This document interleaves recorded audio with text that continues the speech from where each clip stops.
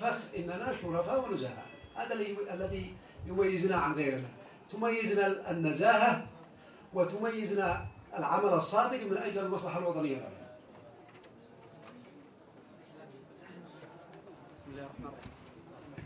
بسم الله الرحمن الرحيم.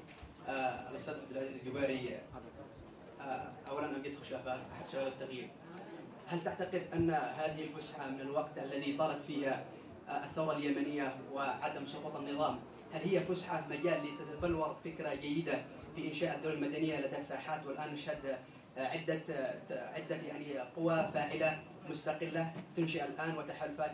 هل هي فسحة مجال لكي تتبلور هذه الدولة المدنية في صالح الشعب أم في صالح علي صالح؟ أنا أعتقد أنه يعني طول فترة الثورة برغم أن الشباب يعني يقدموا من دمائهم ووقتهم وجهدهم، إلا أنني أعتقد في تقديري الشخصي أن هذه مصلحة لنعرف أولا، لنعرف ونقدر نميز، وحتى نعرف من الذي يعني صادق مع هذه الثورة ومن الغير صادق، ومن الذي يعني باستطاعته أن يصمد في هذا المجال، ومن الذي له دور تكتيكي أو مناورات.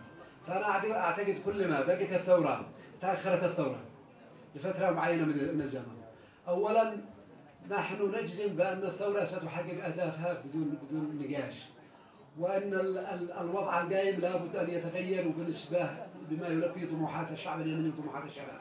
لكن كلما تأخرت، أنا أعتقد في تصوري الشخصي، كلما تأخرت الثورة كلما نضجت الأفكار وعرفنا يعني القيادات، وقد ربما تكون لمصلحة الثورة.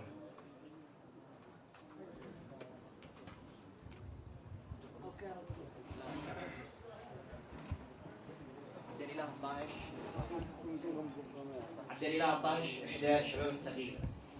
طبعا الرئيس لا زال في السلطة والشباب ولا زالوا معتصمين في الساحة. ألا ترى أنه من المبكر إعلان مثل هذا التكتل، وكان من المفترض الانتظار حتى تنجح الثورة أو الانتهاء من حتى يرحل الرئيس ثم إعلان مثل هذا التكتل؟ أنا أعتقد أنه الإعلان في هذا الوقت بالذات في وقتها الصحيح، لم نكن نعتقد أنه وقتها الصحيح لما أعلناه. احنا عبارة عن إعلان، لكن في الأيام القادمة سنحاول أن يعني نستقطب العديد من الشخصيات طبعا المحترمة والمشهود لها.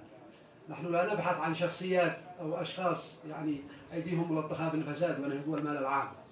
نحن نبحث عن شخصيات من سيقدم لهذا البلد. أما إذا تركنا المجال مفتوح فأعتقد أنه يعني سنكون مثل السابقين الذي سقطوا الآن في الواقع.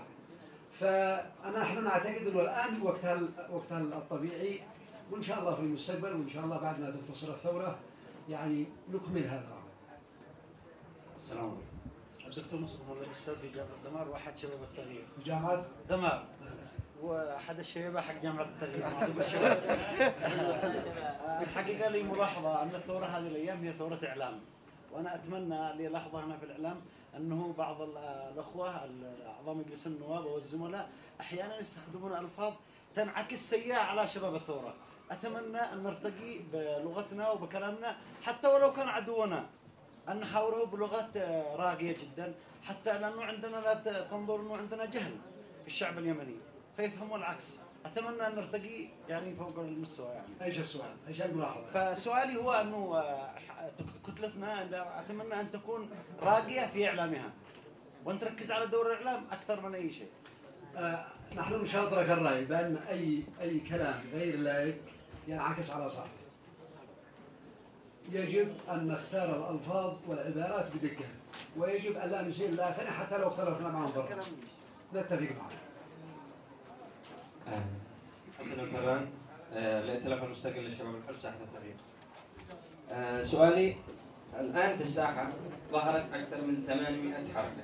في الساحة الآن أكثر من 800 حركة، ما بين 30 إلى 40 ائتلاف أو تكتل. الآن ظهر ما يجمع هذه حوالي 13 ائتلاف أو مجلس.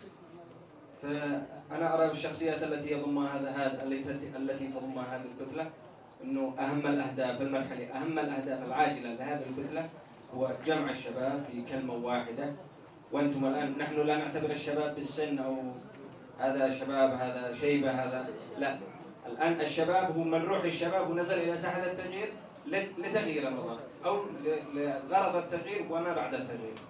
وكما سمعت من الأستاذ القدير يحيى الشامي أن هناك برنامج ولن ندخل فيه لأنه أكيد له أهداف مرحلية، خطوات مرحلية وخطوات مستقبلية وما بعد الثورة، ولكن أرجو أن توضحوا لنا ما هو الذي ستسعوا فيه لتوحيد كلمة الشباب والتأكيد على أنه يجب ظهور كتلة تمثل صوت الشباب وليس أن يكون التفاوض بين السلطة والمشترك فقط.